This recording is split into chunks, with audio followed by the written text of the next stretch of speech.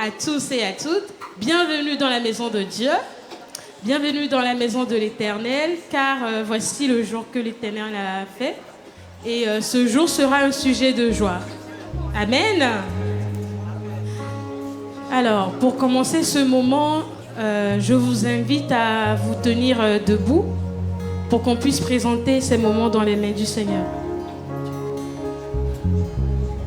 Seigneur, nous te louons et nous te rendons grâce, Seigneur, de nous permettre de nous rassembler ensemble, Seigneur. Et nous voulons vraiment te présenter ces moments, Seigneur, que ton Saint-Esprit, Seigneur, puisse vraiment siéger au milieu de nous, Seigneur, que tu puisses agir librement, Seigneur, comme bon te semble, Seigneur, et que ce culte te soit agréable, Seigneur, que tout ce qui soit fait, que tout ce qui soit dit, Seigneur, soit en ton honneur, Seigneur. Viens siéger au milieu de nous, Seigneur. Nous t'acclamons, nous t'adorons, nous sommes là parce que tu es notre Dieu et notre Roi. Amen.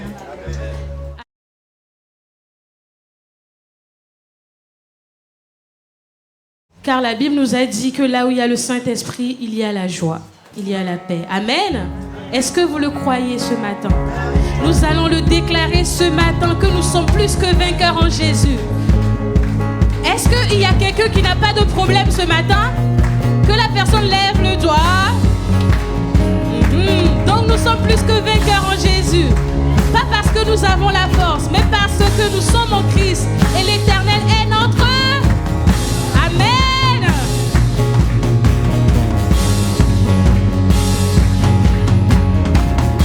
Je veux danser et louer, peu importe ce que je vis, le ressuscité vit en moi. Son nom est Jésus. Je suis né de Dieu, je suis victorieuse, je suis née pour influencer, remplie du Saint-Esprit.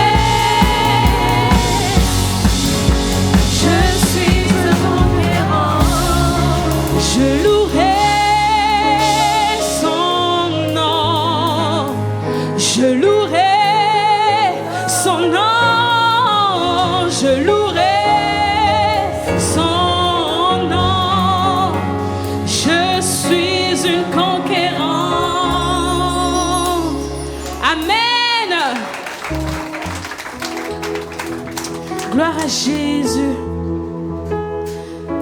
Nous allons demander la présence du Saint-Esprit parmi nous. Nous voulons être environnés par le Saint-Esprit. Nous demandons le règne du Saint-Esprit au milieu de nous. Que tous les autres noms s'effacent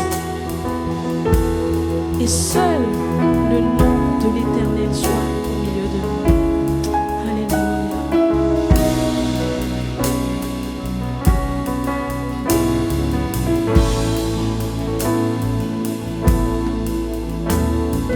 Roi de gloire, remplis ce lieu. Je veux être près de toi. Oui, être près de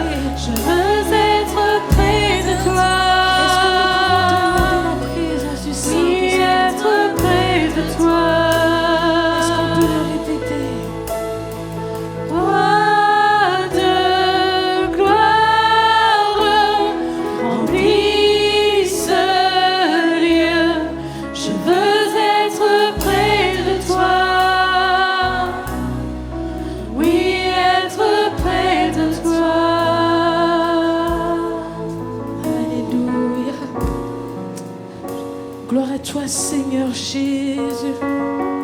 Gloire à toi, Seigneur Jésus, pour ta présence. Est-ce que nous pouvons élever nos voix ce matin? Est-ce que nous pouvons élever nos voix pour adorer le Père, le Fils et le Saint-Esprit? Est-ce que nous pouvons honorer le nom de Jésus, le nom qui surpasse tout autre nom, le nom qui vient, le nom qui était, qui est et qui sera pour toujours? Alléluia!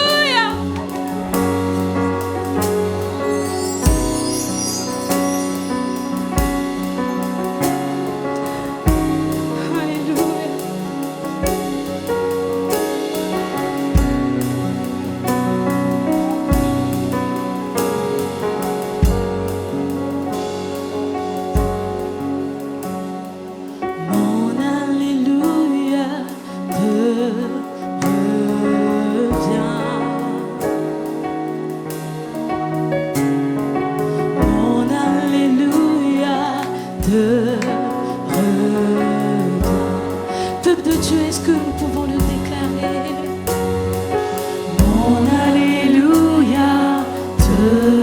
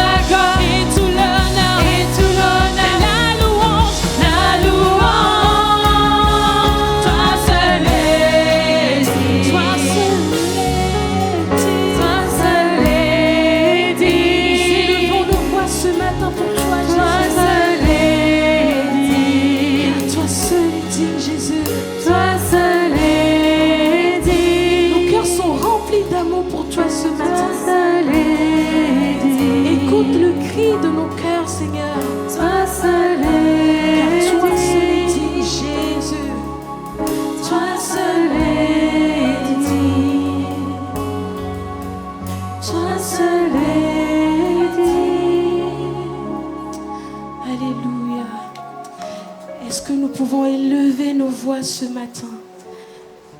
Alléluia. Gloire à toi, Seigneur Jésus. Gloire à toi, Seigneur, parce que tu tiens nos mains, Seigneur. Tu guides nos pas, Seigneur, malgré tout, Seigneur. Même quand nous sommes dans la vallée de l'ombre de la mort, tu restes auprès de nous. Seigneur, quand il y a des vagues, Seigneur, tu nous dis, ma fille, mon fils, attends dans le calme et le silence, car je suis avec toi. Gloire à toi, Jésus. Toi seul est digne, toi seul est digne de nos louanges ce soir. Sois élevé, Jésus.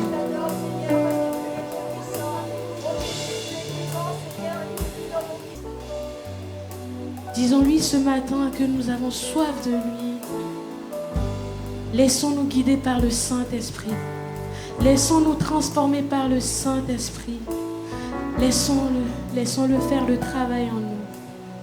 Laissons-le prendre la place du roi dans cette église. Laissons-le prendre le règne de cette église. Alléluia. Amen.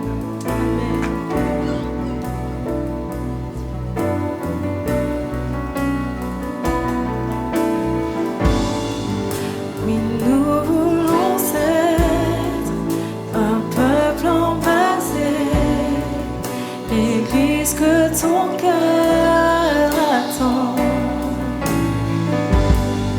Viens briser nos chaînes, détruis notre orgueil. Seigneur, fais-le maintenant. Oui, nous voulons être un peuple embrasé, l'église que ton cœur attend. Viens briser nos chaînes, détruis notre orgueil. Seigneur, fais-le maintenant. Notre peuple plein de bonté, nos cœurs à toi s'abandonnent.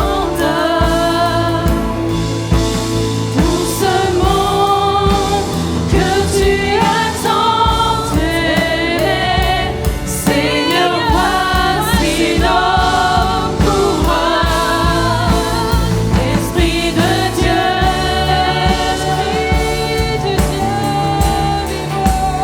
Esprit de Dieu vivant, souffle du nord, souffle du sud, souffle de l'est, souffle de l'ouest. Esprit de Dieu, Esprit de Dieu vivant, Esprit du Dieu vivant. Seigneur, viens régner dans cette église. Souffle des quatre vents, Souffle maintenant, Seigneur. descend sur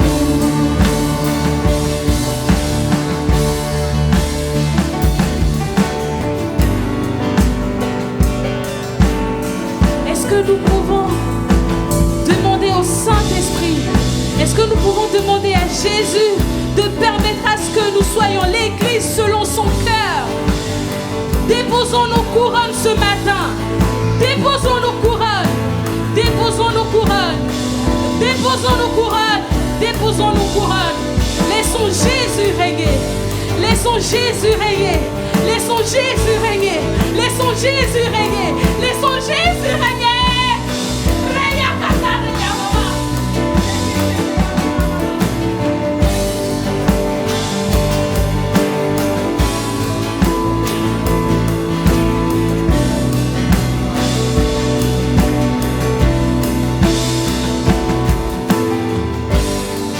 Envoie ta puissance, rends-nous les témoins d'un royaume qui se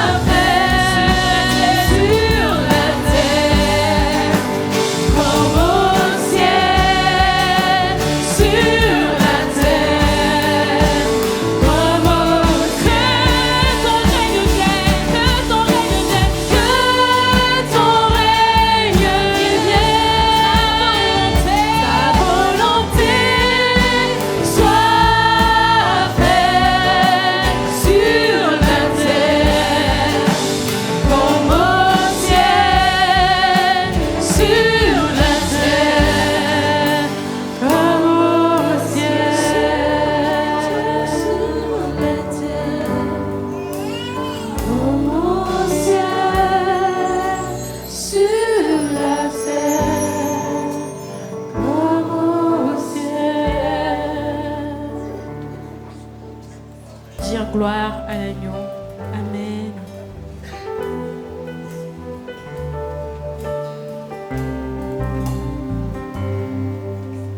Toutes les générations devant lui prosterner entonnent ensemble un cantique à l'agneau.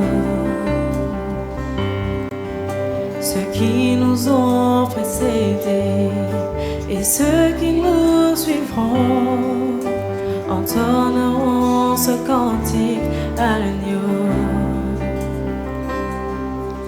Ton nom est le plus grand, ton nom est tout puissant, ton nom est au-dessus de tout.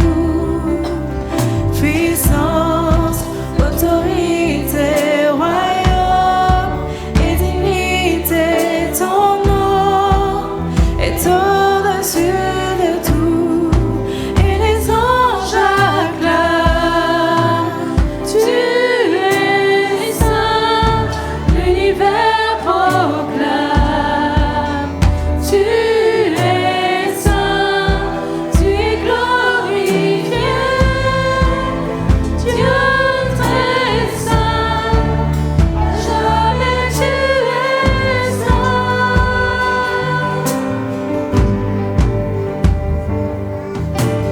Vous qui l'a pardonné, vous qui l'a racheté, venez chanter ce cantique à l'agneau. Vous qui l'a libéré, vous qui portez son nom, venez chanter ce cantique à l'agneau. Résonne pour l'éternité, et les anges acclament, tu es saint, l'univers proclame, tu es saint, tu es glorifié, Dieu très saint,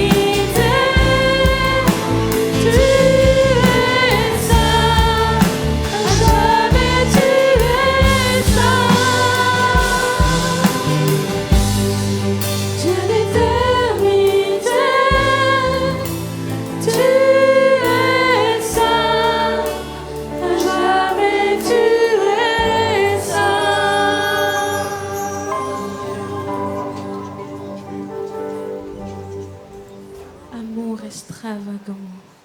Quel amour, quel amour. Quel amour le Père a pour nous. Alléluia.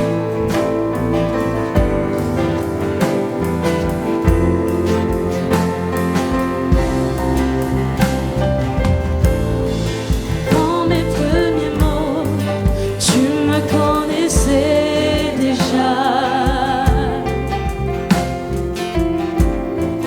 Oui, tu es si bon envers moi.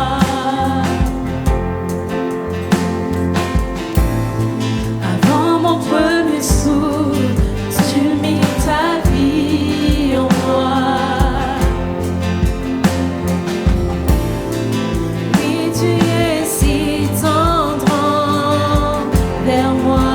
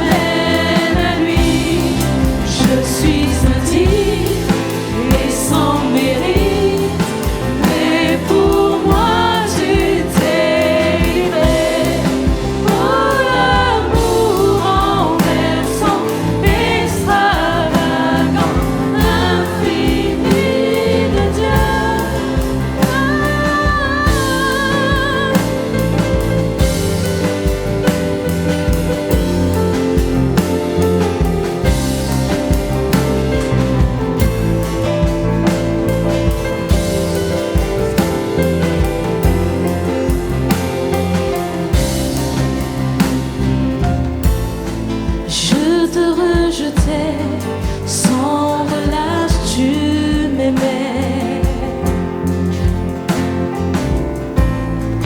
Oui, tu es si bon envers moi. Je me sentais bien, tu m'ouvrais la voie. Oui, tu es si tendre envers moi. Oh, l'amour renversant, extravagant, infini de Dieu. Sans faiblir, il me cherche,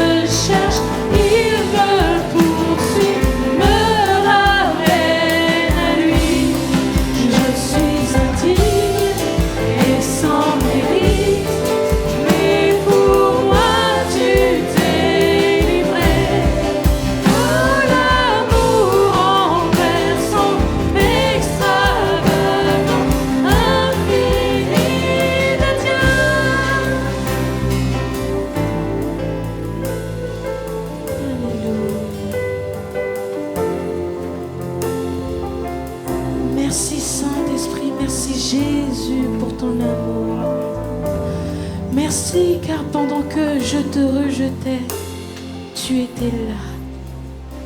Merci pour ton amour ineffable. Merci pour ton amour qui t'a envoyé vers la croix pour mes péchés. Merci pour la vie. Gloire à toi, Jésus. Amen. Merci.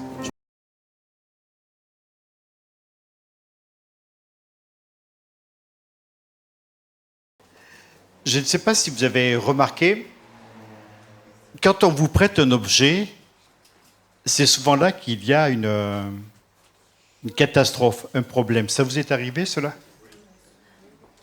Par exemple, on vous prête une voiture et la voiture, elle a décidé de tomber en panne quand vous l'avez. C'est fou, hein?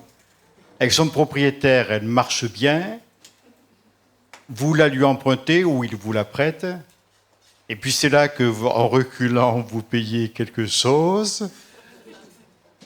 C'est là que vous oubliez de respecter pas un stop, mais une priorité. Enfin, il y a un accident, la voiture elle est plantée, ou elle tombe en panne. Enfin, c'est toujours un petit peu compliqué. Il y a un monsieur qui est à la porte qui veut visiblement quelque chose. Est-ce que...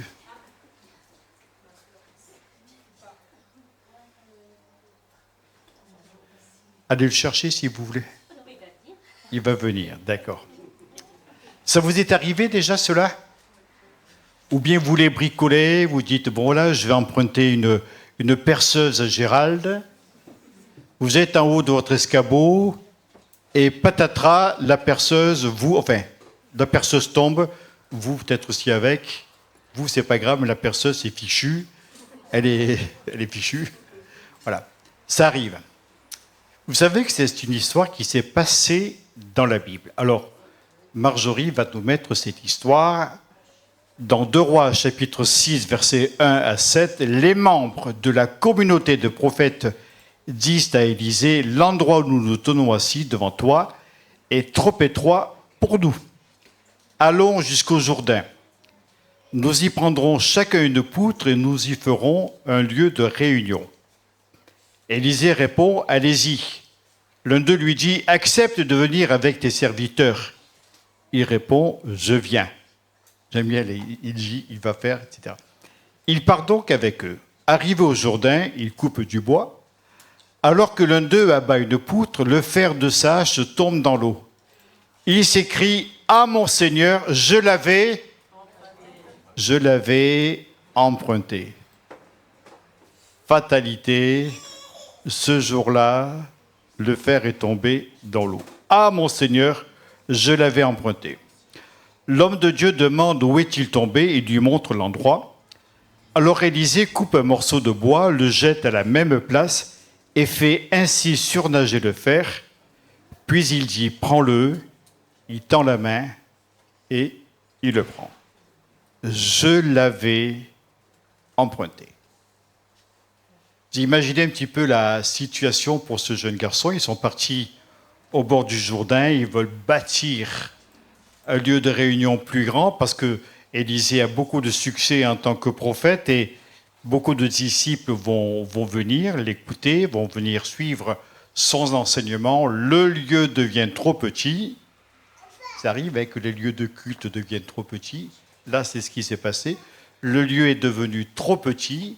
Ils vont construire un nouveau et ils vont travailler. Et alors que l'un d'eux travaille d'arrache-pied en train de couper une branche, un tronc d'arbre, eh bien le fer de sa hache va tomber dans l'eau. C'est vrai que... Alors j'ai pris ce texte pour prêcher ce matin, parce que je trouve qu'il y a des trucs très intéressants. Bien que je ne sois pas toujours très favorable de prendre l'Ancien Testament, je trouve que des fois il y a des histoires un peu cocasses qui sont très intéressantes. D'abord, ce qui m'a touché, c'est ce lieu qui est trop étroit. Trop étroit. Ça vous est arrivé parfois de vous dire dans la vie, je vis une vie qui est étroite, qui est étriquée. J'aimerais avoir un plein épanouissement, j'aimerais être heureux, J'aimerais partir loin. On a eu une conversation intéressante avec un de mes fils, celui qui est à Hong Kong. On a eu ce midi, à cause du décalage horaire, c'est toujours un peu compliqué. Donc on a eu ce midi par WhatsApp et on discutait ensemble.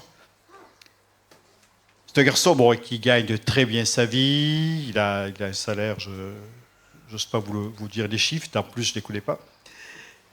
Alors il passait beaucoup de temps à visiter la Corée, le Japon, la Chine, l'île Maurice, enfin des tas de coins, partir en vacances, au sport d'hiver au Japon, etc. etc. Voilà, c'est la belle vie. Puis il nous disait, maintenant c'est marrant, mais j'aime bien être chez moi. Je me suis dit, tiens, mon fils, il est bien dans sa peau. Parce que quand on est bien dans sa peau, on est bien chez soi.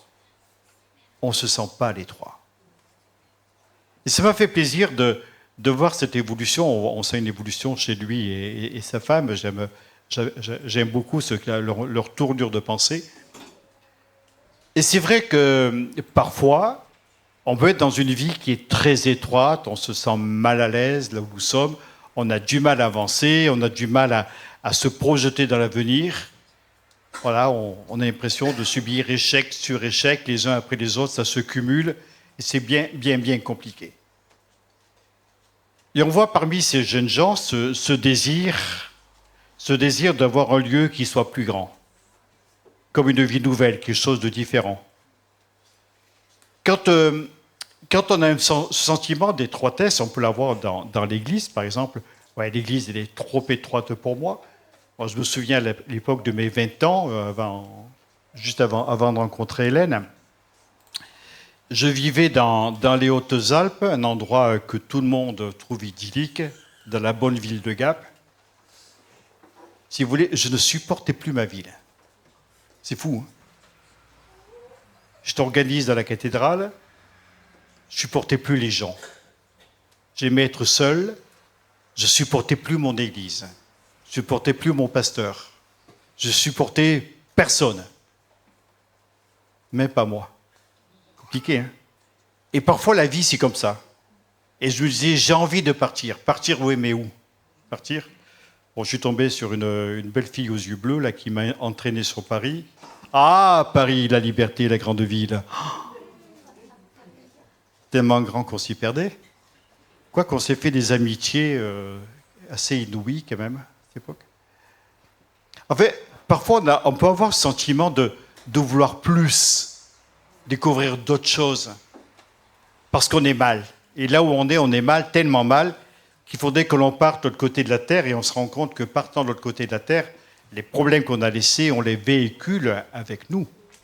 Et ça peut se vivre dans le sein d'un couple, dans le sein d'une famille, dans le sein d'une église, avoir ce sentiment d'étroitesse et de vouloir aller beaucoup, beaucoup plus loin. Ce qui est intéressant, c'est que ces jeunes gens, avant de partir bâtir leur nouveau lieu, aller couper du bois, vont demander à Élisée de venir avec eux. Consent, accepte de venir avec nous. Je trouve ça très important, parce que s'ils lui ont demandé de venir, c'est parce qu'ils estimaient certainement qu'Élisée avait des choses à leur dire, ou des choses peut-être qui seraient bien par sa présence. Est-ce que c'était pour se rassurer? Parce que des fois, on aime bien voir des aides spirituelles à nos côtés. On veut bien poursuivre notre route, mais en se disant, pourvu quand même que le pasteur ne soit pas trop loin, ou l'église, etc. Est-ce une habitude? J'en sais rien. Est-ce que c'est une routine de la vie spirituelle? Mais en tout cas, ils vont partir avec Élisée. Et quand ils sont partis ensemble, eh bien, Élisée, à un moment donné, était nécessaire. Alors, ils sont là, en train de couper du bois, en train de couper des arbres, en train d'équarrir des poutres, etc. Et puis, patatras, arrive au Jourdain, il coupe du bois. Alors que l'un d'eux abat une poutre, le fer de sa hache tombe dans l'eau, et on va le dire tous ensemble, « Ah, mon Seigneur, je l'avais emprunté. » Quel désastre. Quel désastre. Alors j'ai pensé quand même à une prédication que j'avais reçue après avoir fui ma patrie, ma famille, mon église, m'étais établi à Paris avec Hélène, on allait à un culte. Et un pasteur, un dimanche, avait prêché, il a prêché sur ce texte. Et il a prêché sur la vie empruntée. Une vie empruntée. Avez-vous remarqué que parfois, on vit un petit peu par procuration, au travers du regard des autres, au travers de l'impression qu'on a sur eux, avec eux.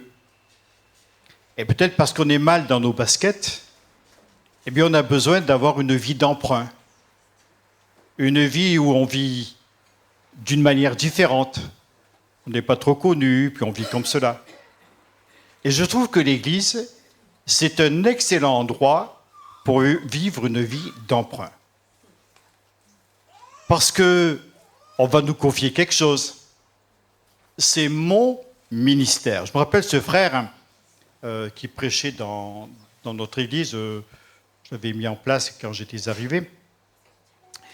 Puis il y a eu une petite difficulté, donc je me suis permis de lui dire quelque chose. Je m'en sentais le droit, étant son responsable.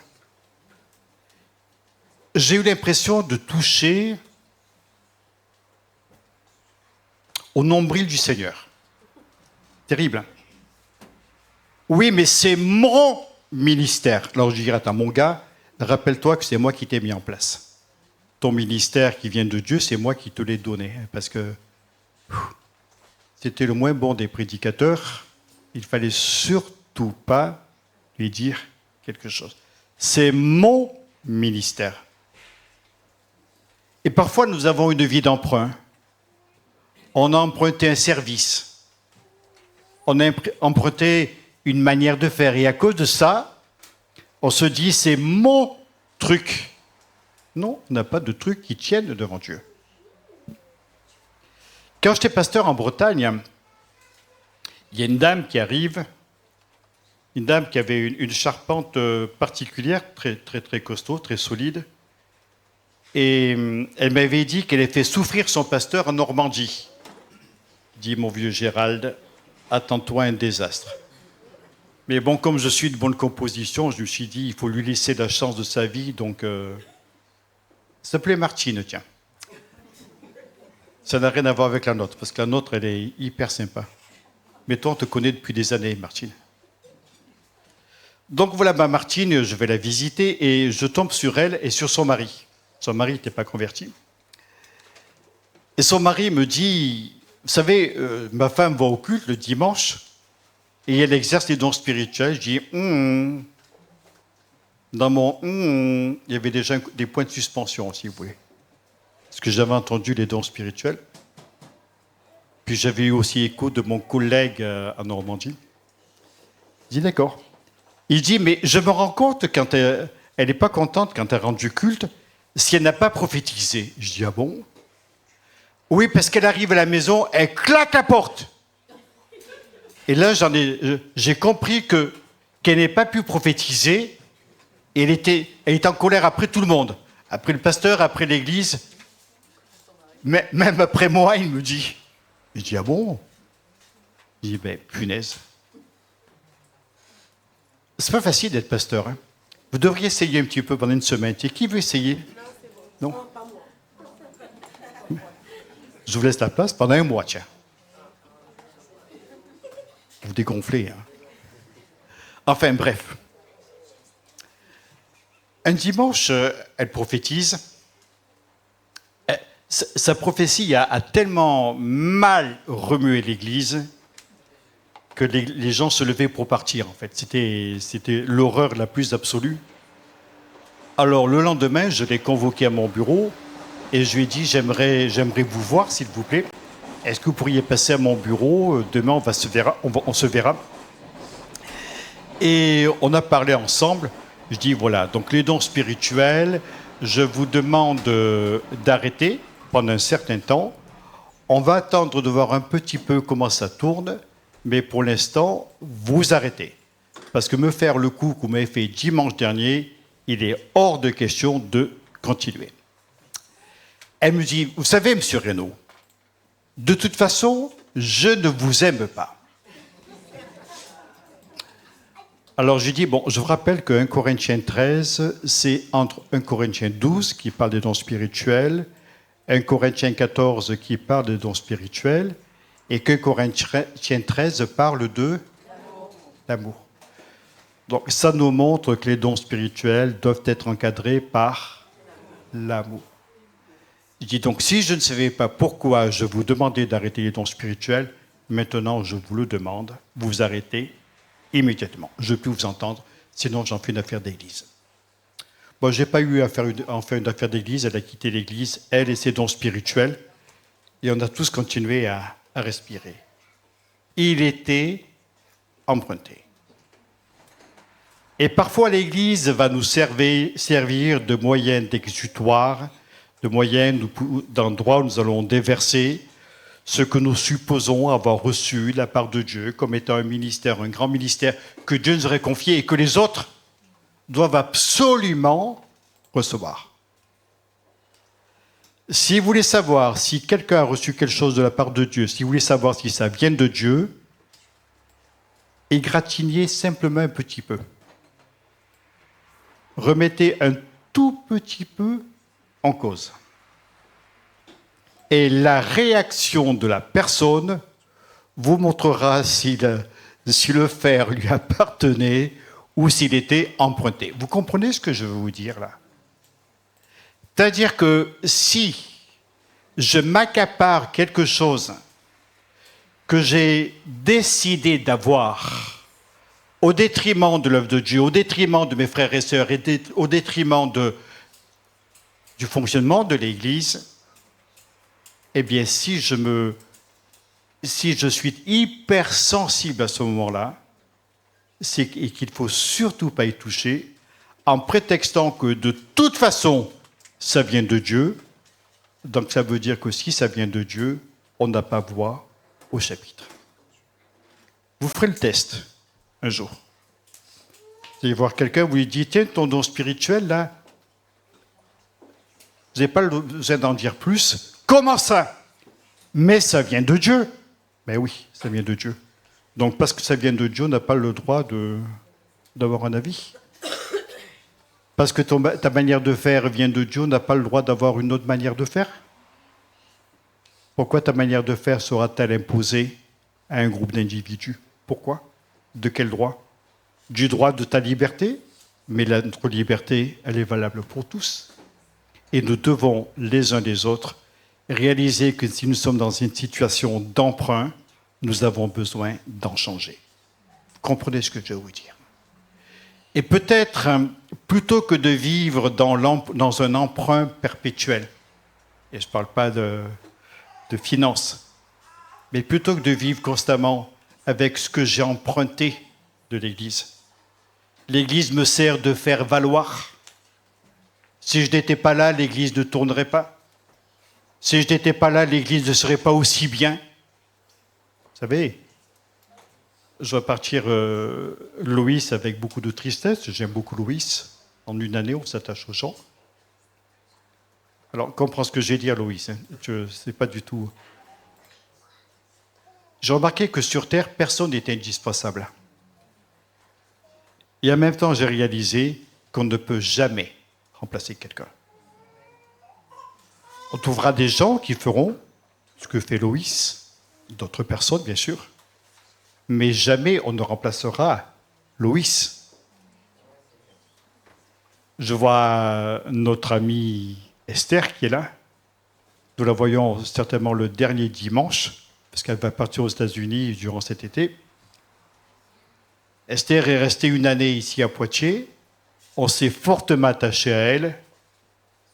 D'autres personnes sont venues, notamment Loïs, Azaf, des tas de gens hyper sympas sont venus dans notre église.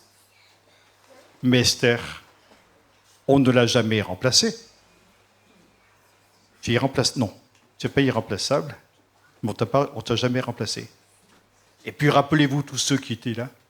Mais à partir du moment où l'Église nous sert simplement de faire valoir, de nous faire valoir. Voilà, eh bien, Dieu m'a donné quelque chose, eh bien, je me fais valoir dans l'Église. Non, ça ne marche pas. On ne peut pas vivre d'apparence, mais on doit vivre dans une réalité. Et ce que je vous invite à faire, ce n'est pas à vivre d'emprunt. Ah, mon Seigneur, il était emprunté, mais d'avoir une vie vraie avec Dieu. Non pas une vie factice, qui est faite de slogans, qui est faite d'habitudes, qui est faite de qu'en dira-t-on, ou bien d'une certaine apparence, mais faite de réalité. Une vraie vie faite de réalité et de relation avec Dieu. La vie nous est prêtée pour que nous puissions la gérer. Ma femme, mes enfants, mon Église, mon pasteur, mon ministère, mes possessions. Tout cela nous est prêté et nous devons apprendre à le gérer comme il faut. Seul, on ne peut pas conduire notre vie, il nous faut l'aide de Dieu. Apprenons à ne pas vivre par procuration, mais apprenons à vivre dans une réalité, dans une relation vraie et sincère avec Dieu. Non pas une vie d'emprunt, mais une vie qui est sincère et solide. Et c'est là qu'apparaît le ministère d'Élisée. Alors Élisée va demander où est tombé ce fer. Moi, j'imagine la perplexité du gars. Tu t'imagines, Tony, ça t'arrive? Tu es en train de tailler avec une hache, tu vois le fer qui s'en va. Heureusement qu'il n'y ait pas un bonhomme en face. Tu me diras, ça l'aura arrêté, le fer. Puis le bonhomme aussi. Enfin, il tombe dans l'eau. Il va savoir, le Jourdain, c'est profond, il va s'arrousser. Est-ce qu'il a cherché à plonger? J'en sais rien ce qu'il a fait. Je ne sais pas s'il avait inventé l'électroaimant, j'en sais rien. En tout cas, il est là, bien embêté au bord du Jourdain. Où est-il tombé? Je crois que parfois, Dieu va mettre le doigt sur notre cœur. Où c'est? Où c'est? Où ça se passe? Où ça se passe? Où c'est tombé? Heureusement, le bonhomme, il lui a montré l'endroit. C'est là, tu vois, juste à cet endroit-là, là où c'est très profond d'ailleurs, il y a beaucoup d'eau là. Il va lui montrer l'endroit. Et j'aime la démarche d'Élisée qui va couper un morceau de bois, le jeter à la même place et faire surnager le fer. Un morceau de bois qui fait surnager du fer. Ça bafoue toutes les lois de la physique. Ça ne peut pas marcher. Est-ce que le morceau de fer, est-ce que le fer, plutôt le fer de hache, a-t-il changé de propriété? Est-ce qu'il y a eu une pierre d'alchimie qui l'a changé au point que le fer est devenu du bois? C'est pas possible. Humainement, c'est pas possible. Matériellement, ce n'est pas possible.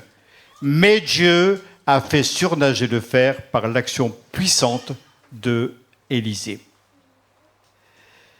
Quand je pense à ce morceau de bois, je pense à notre morceau de bois qui était justement jeté dans nos vies. Dans nos vies qui sont parfois empruntées, qui sont très mal dans leur peau, qui ont besoin d'une intervention de Dieu particulière. Et si Dieu, cet après-midi, venait jeter sa croix dans nos propres cœurs, s'il faisait son œuvre dans notre vie, et là où il y a emprunt, il y aurait réalité.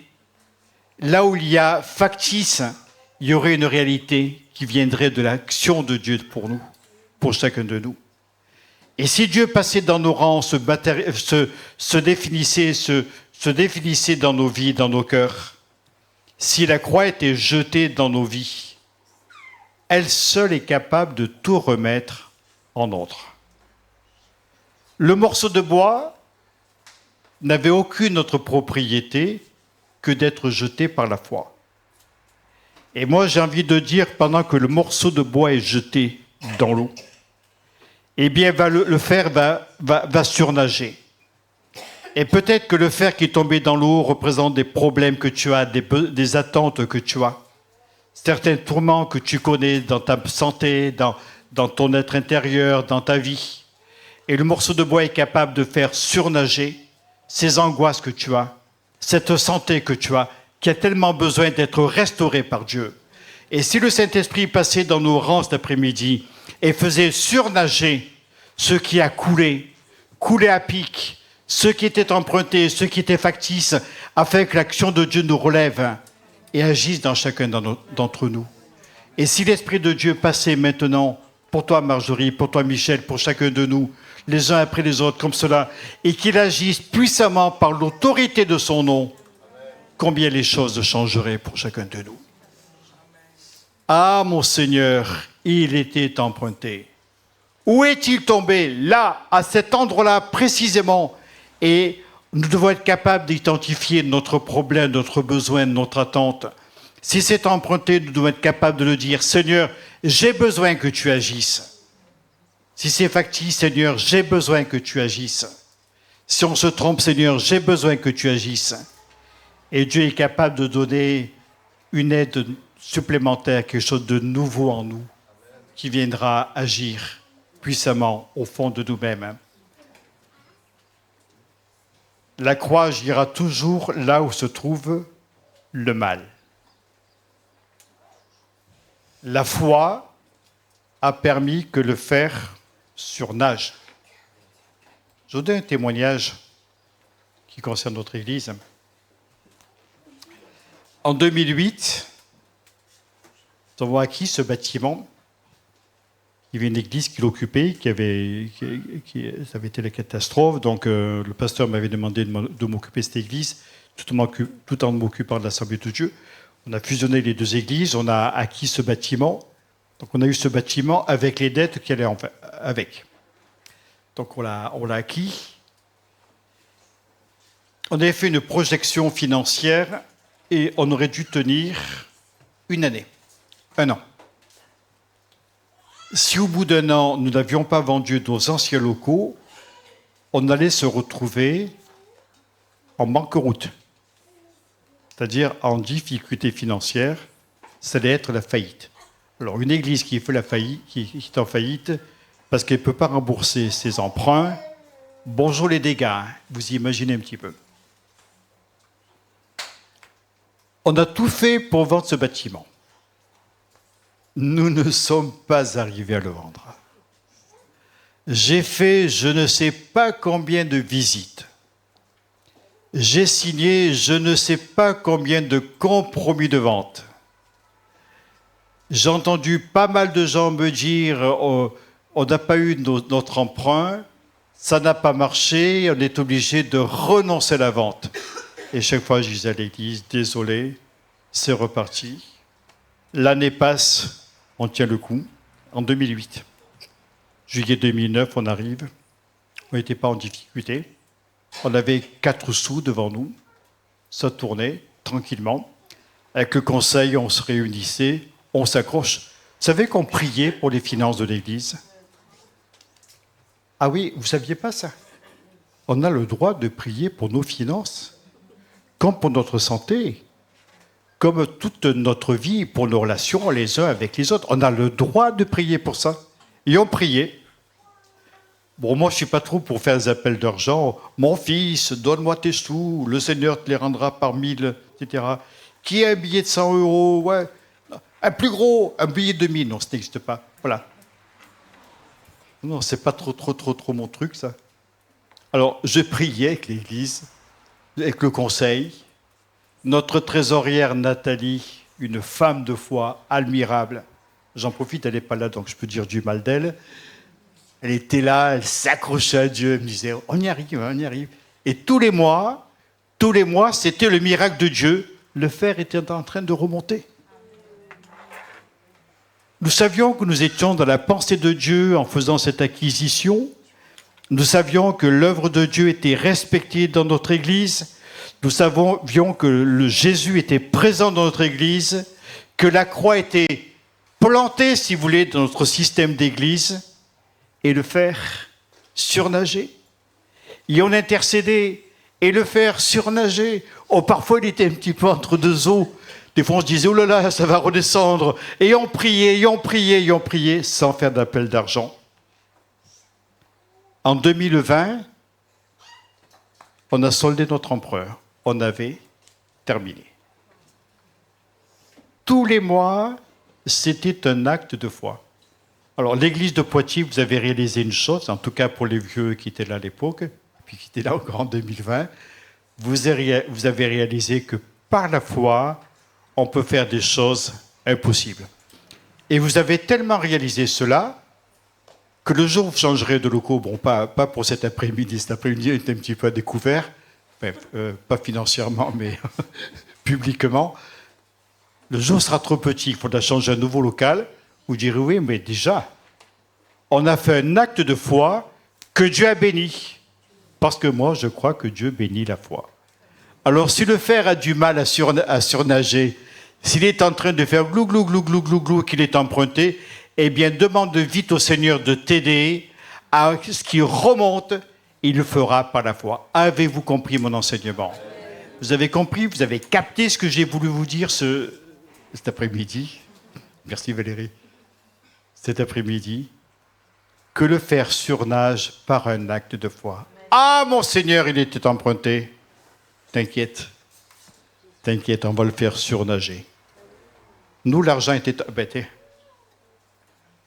emprunté à la banque. Et vous savez, la banque, elle ne fait jamais de cadeaux. L'argent était emprunté et nous l'avons rendu. On n'a jamais eu un mois où on n'a pas pu le faire. Pourquoi? Parce qu'on a un Dieu qui est fidèle. Alors, j'ai marqué sur ma tablette, là, quand je leur dirai que Dieu est fidèle, ils crieront tous Amen. Amen. Ça va, c'est bon. Alors, notre petit bonhomme, là, qui avait perdu son fer, il a étendu la main, il n'a eu plus qu'à le saisir. Tout est à notre disposition, tout nous est donné par le Seigneur. On n'a qu'une chose à faire, c'est à saisir la bénédiction de Dieu. Allez, je vous fais travailler un petit peu, ça va vous rayer un petit coup, là. C'est les techniques du prédicateur, en fait. Donc, chacun se tourne vers son voisin et dit-lui, saisis maintenant à la bénédiction de Dieu.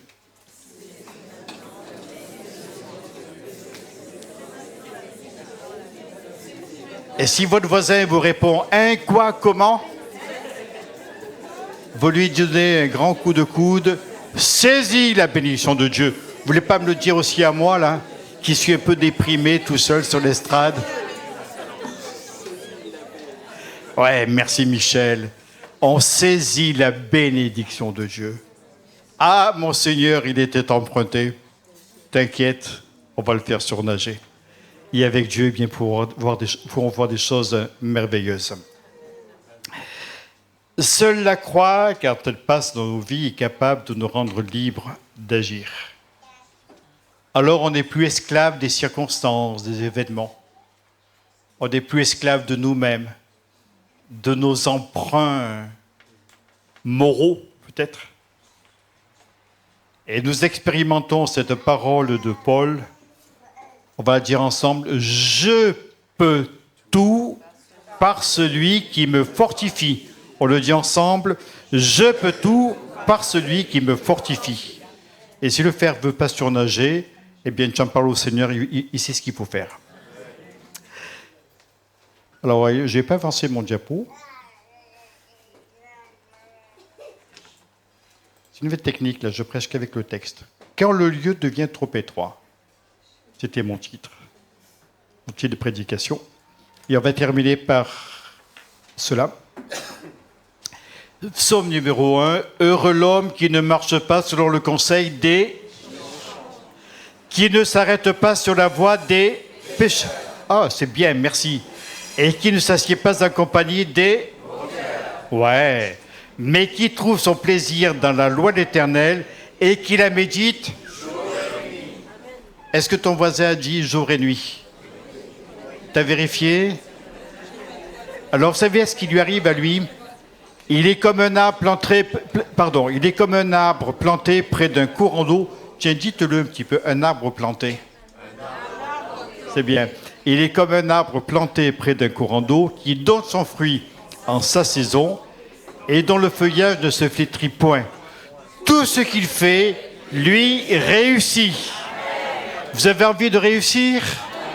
Vous voulez faire surnager le fer? Les emprunts, c'est fini? Allez, que Dieu soit béni. On va élever notre Dieu et je laisse la place au Roland.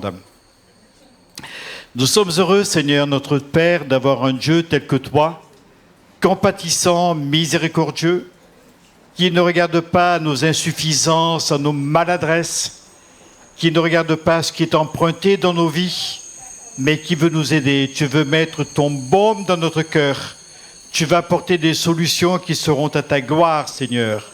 Merci de passer dans nos rangs maintenant et de visiter chacun de nous au nom de Jésus notre Sauveur. Amen. Amen. Et je vous rappelle qu'après le culte, nous aurons un moment tous ensemble autour de Louis.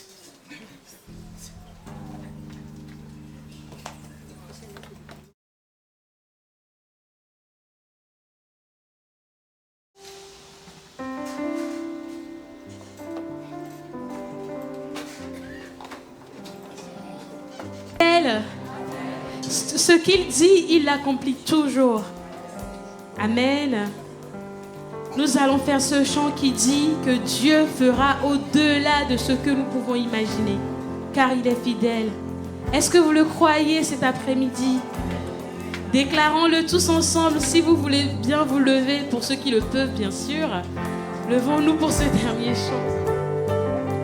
Amen.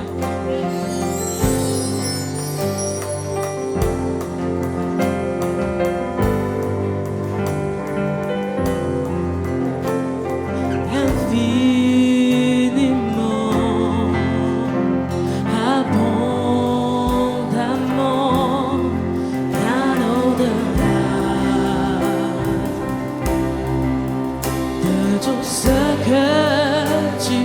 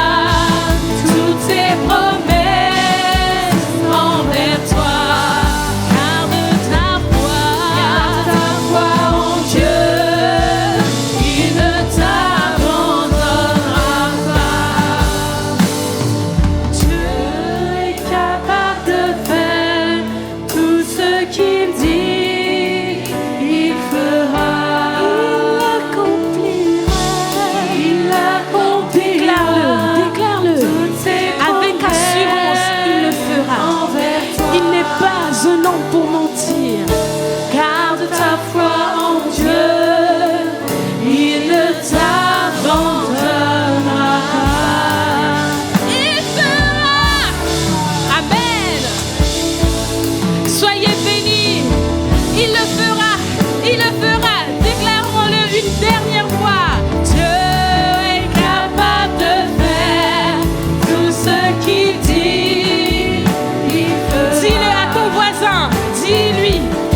Il accomplira toutes ses promesses envers toi. Garde ta foi. En Dieu, il ne t'abandonnera pas. Crie-le.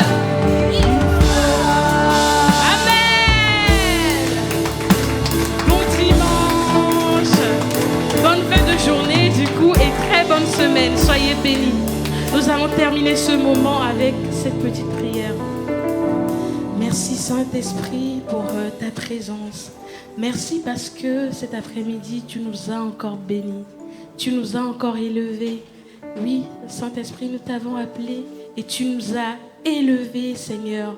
Nous avons shifté du haut niveau et nous sommes près de toi. Nous sommes restés près de toi. Seigneur, continue de nous guider, continue de nous nourrir. Nous voulons être remplis de ta présence. Nous voulons refléter ton esprit. Nous voulons refléter ta présence. Nous voulons refléter ton amour.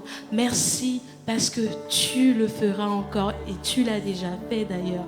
Merci pour ta présence. Amen.